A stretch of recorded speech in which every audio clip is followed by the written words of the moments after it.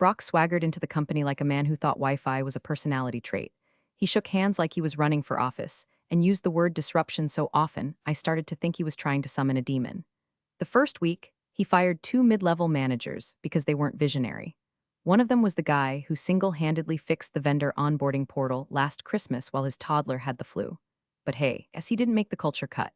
Brock liked things that sparkled. Preferred charts with gradients and vendor decks with drone footage. Said words like synergy and agile like they were seasoning. Within 10 days, he'd rebranded the quarterly roadmap into something called the Velocity Grid and announced a reorg of my entire department without ever asking what the hell my department did. I kept quiet, let him dig. Then came the first slap. One of my longest-standing vendor contracts, a niche AI compliance engine that prevented us from getting sued into next week, suddenly went dark. I reached out, no reply. When I finally got someone on the phone, they apologized. Said the contract had been canceled last minute. I pulled the logs. Brock had terminated it himself, said he wanted to try something new and was pivoting to a younger brand. The replacement, plug-and-play tool that didn't even support our data architecture. We were basically duct taping a flip phone to a spaceship and praying it didn't explode. I scheduled a meeting. He no-showed. I followed up with a Slack message. He reacted with a thumbs-up emoji and never replied. After that, it became a pattern. Contracts I'd negotiated over wine-stained budgets and 2 a.m. deadline panics were getting tossed like expired milk. He questioned everything publicly, loudly, and always with a smirk. Called my documentation grandma, notes in front of 3 engineers half my age. Made a joke during a status call about me being the last person on Earth who still uses Excel. Spoiler alert, it wasn't Excel. It was a custom-built metric system that's still more accurate than his haircut. Then came the gala. Every year, the company hosts this glossy, overpriced spectacle for investors, clients, and tech media. Think awkward small talk, shrimp cocktails, and too many people pretending their startup is about to cure cancer. Usually, I opt out. This year, I got a last-minute invite, hand-delivered by someone from HR who looked apologetic just handing it to me. They said you should probably make an appearance, she mumbled. I showed up in a black dress I hadn't worn in 6 years and got seated so far back, I could see the dessert table better than the stage. No one noticed me. No one said hello. My name card just read J. Langford, no title. Brock opened the evening with all the grace of a YouTube motivational speaker. Talked about the future, our growth story, transformational leadership, and my personal favorite, modernizing outdated mindsets. The man hadn't written a line of code in his life, and suddenly he was the Moses of digital transformation. Then came the moment. He held up a champagne flute. Did that fake pause thing people do when they think they're being profound, and said, "And of course, I want to thank the real driver of our new system. The person who's taken us to the next level. Not the loser who just pushed papers all these years." Some people laughed. Nervous, confused, awkward. Others glanced around like they missed something. One exec clapped. Another stared at the floor. The CEO looked like someone just farted directly into his wine glass. I just smiled, took a sip of my drink. Because while Brock was on stage making balloon animals out of his ego, I was sitting there with a ticking clock in my purse. 4 days left on the contract. 4 days until Ops Vault reverted to its rightful owner. Me. Back at the hotel, I kicked off the heels that were cutting into my soul like unpaid overtime and sat on the bed, dress still zipped, makeup still pretending to be dignity. My fingers were numb, but not from the cold. That kind of public humiliation, that flavor of being erased in real time while sipping cheap gala wine, it doesn't sting. It calcifies. I didn't cry. I opened my laptop. Because under the makeup, under the dress, under the bruised pride, I'm still who I've always been. The woman who builds things other people take for granted. And I don't scream when I'm angry, I audit. I pulled up the contract. The contract, not the company's contract with Ops Vault. My LLC's licensing agreement with the firm, penned 5 years ago when legal was asleep at the wheel, and our CTO had gone full Burning Man in the desert. I'd offered to rebuild our aging platform using my own resources, through my own vehicle, to bypass procurement gridlock and slap some speed into our arteries. They agreed, quick signatures, low scrutiny, and crucially, ownership retained by my LLC. Paragraph 17.1.3. There it was, sitting quietly like a forgotten landmine. If license renewal is not initiated 30 days prior to expiration, ownership of all operations, code, and data infrastructure reverts to Langford Solutions LLC for unrestricted reallocation. In plain English, if they didn't file the renewal paperwork by Sunday night, it was mine again. Every table, every key, every line of custom automation, from the shipping queues to the fraud triggers. And based on Brock's recent tantrums about moving fast and eliminating red tape, there was no way that clueless buffoon had remembered to push it through. And now I had a choice. I stared at the ceiling, letting that clause settle in my chest like a loaded revolver. This wasn't a threat. It wasn't even revenge. It was gravity.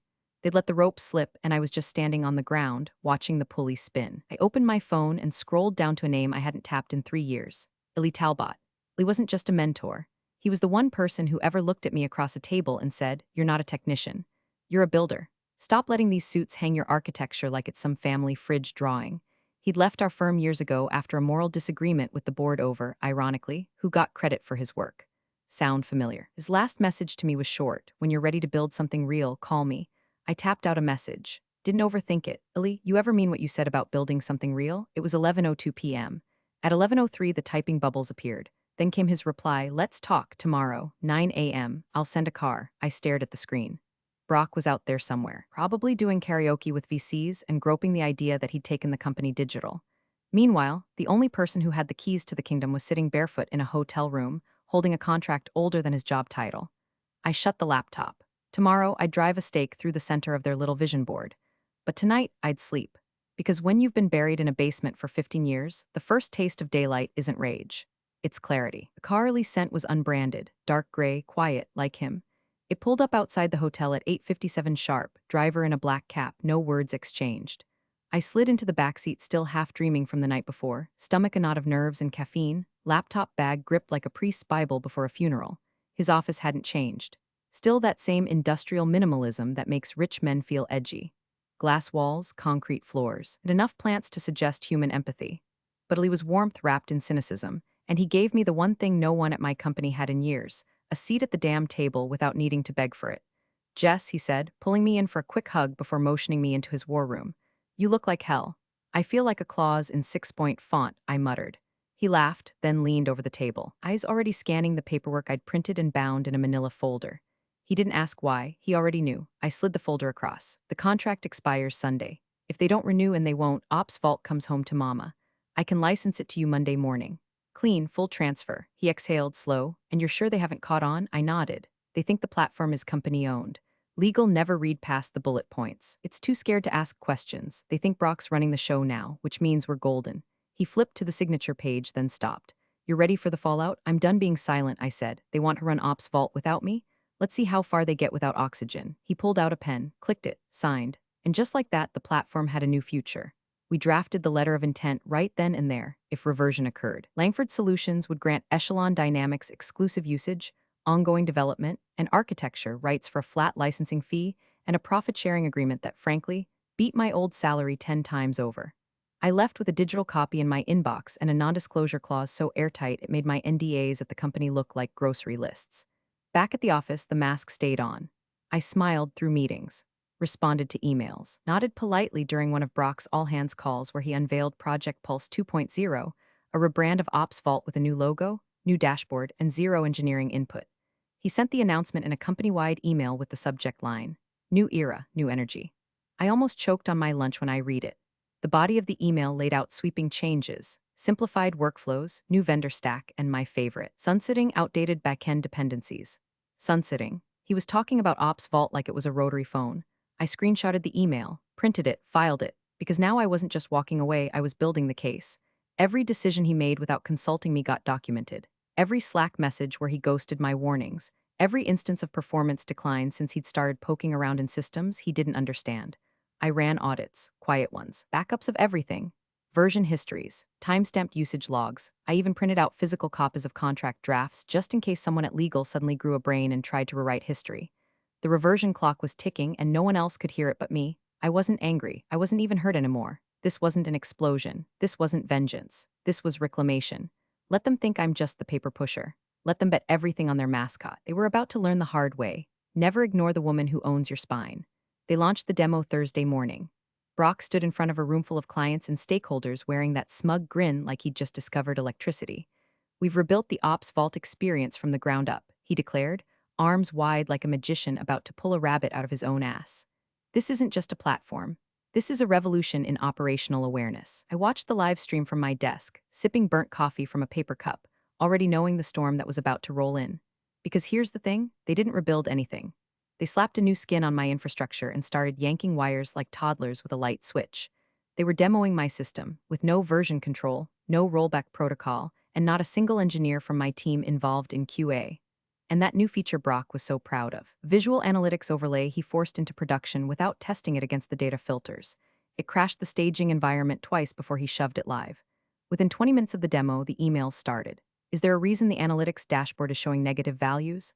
Client portal is timing out. Why is the vendor matrix offline? Then Slack lit up. Jess, are you seeing this? Something's off with data pull from the G2 region. Hey, can you jump on Zoom with client services? This is bad. I didn't reply. By 3 p.m., one of our platinum clients, the kind who sends fruit baskets worth more than my bonus, sent a furious message to our head of accounts. If this is the future of your system, we need to reevaluate our contract. Still, I stayed quiet. At 4:17 p.m., legal finally woke up and sent me a gem of a message. Hi, Jessica. We're initiating a review of current licensing terms for Ops Vault and would appreciate your help clarifying ownership and transition points. Please provide any relevant documents or dates at your convenience. Cute, so vague it could have been written in crayon. You could practically hear the panic dripping between the lines. I didn't respond to that either. Instead, I opened the original contract, scanned it one last time, and then I marked it digital timestamp, third-party validator, immutable log upload. Reversion date, Monday, 9 a.m., 3 days away. That night, I packed up everything personal from my desk, not out of fear, but because I had no intention of ever returning. I left the corporate laptop on sleep mode and walked out with nothing but my tote bag and a USB drive that held more leverage than anyone in that building deserved. I went home, microwaved leftovers, and watched the sun set behind the skyline like it owed me something. At exactly 11:58 p.m., I sent one email.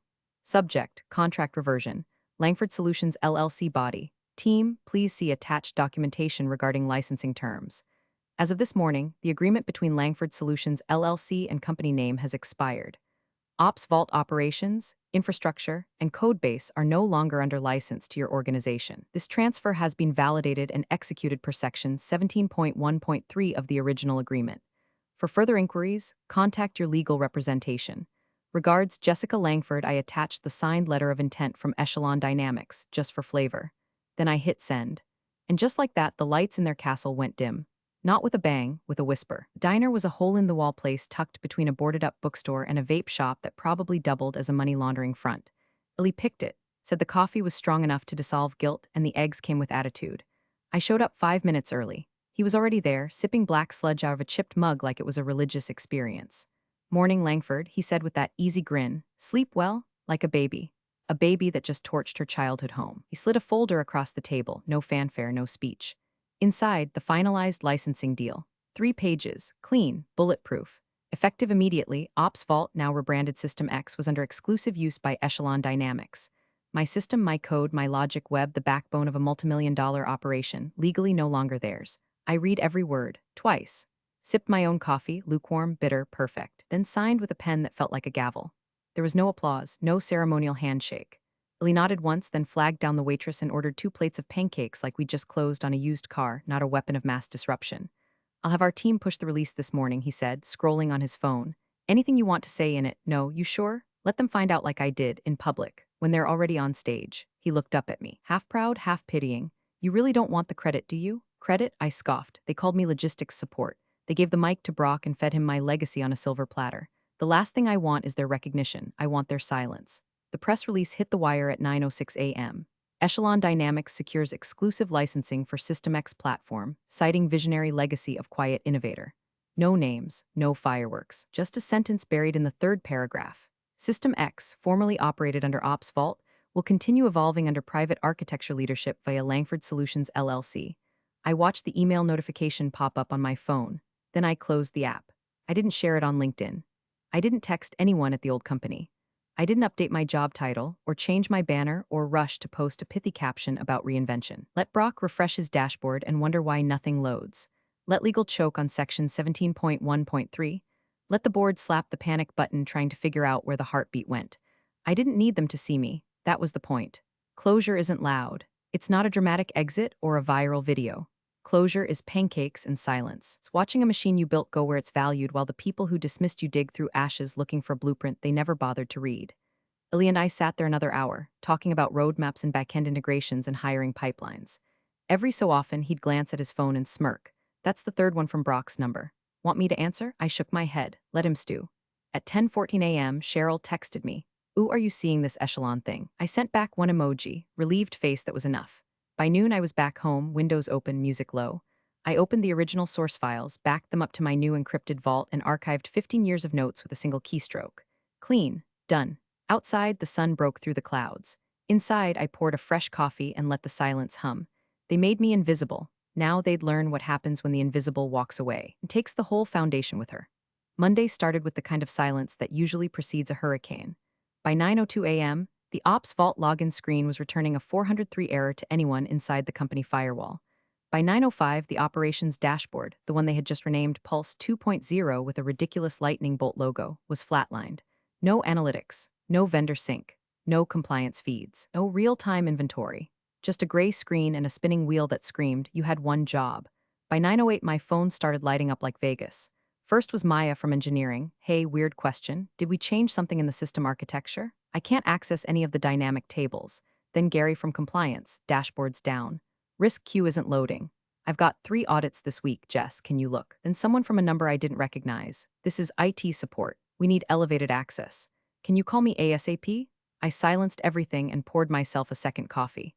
At 9:11, Brock sent out a company-wide email with the subject line, minor downtime, please stand by. He blamed a third-party sync issue. Said his team was working closely with engineers to restore optimal performance. Said it with that same oozing confidence. He used to sell untested features and cancel decade-old contracts like they were expired coupons. What he didn't know, or refused to believe, was that the system was no longer his to debug. At 9:13, the vendor team finally replied to his frantic calls. Not with a call back, with a single, clinical email. As of September 18th at 9 a.m., Ops Vault is no longer under license to company name. All operations and backend services have been transferred to Langford Solutions LLC per contractual clause 17.1.3. We are no longer under any obligation to provide access or support. Please direct all inquiries to our new licensing partner. It was signed by a junior associate, probably one who didn't even know who I was. But damn, did it land like a grenade in a quiet office. By 9:20, I had 7 voicemails from Brock, one of them just heavy breathing and a muttered with the F before he hung up. The CEO's number popped up next, twice, then again. I ignored them all, let them sit in it. Let them explain to our top clients why the platform they were promised, the platform they demoed without me, bragged about, took credit for, was now a ghost with no forwarding address. My favorite message came at 9:41 from someone in legal who hadn't spoken to me since 2019. Hi, Jessica. Just wondering if you might have a moment today to hop on a quick call about the Ops Vault situation. We'd really appreciate any insight. Thanks so much. Insight, they said, like I was some kindly elder with cryptic wisdom to bestow. Like I hadn't spent 15 years building the thing they gutted with a grin. Instead of replying, I opened the press release again, just for fun. Echelon Dynamics secures exclusive licensing for System X platform. They still hadn't caught on that System X was Ops Vault. Same code, same architecture, just under new management. It wasn't a redesign, it was a resurrection. At 10:12 a.m., Cheryl texted again, they're freaking out. Brock just stormed out of the war room. You're officially legend. I sent her back a gif of a raccoon sipping tea. By 11 o'clock, rumors were flying. That a bug destroyed the servers. That a disgruntled dev had sabotaged the build. That a cyber attack was underway. All wrong. There was no chaos, no breach, no glitch. Just one woman who walked out the front door with her name still on the deed and finally decided to lock it behind her.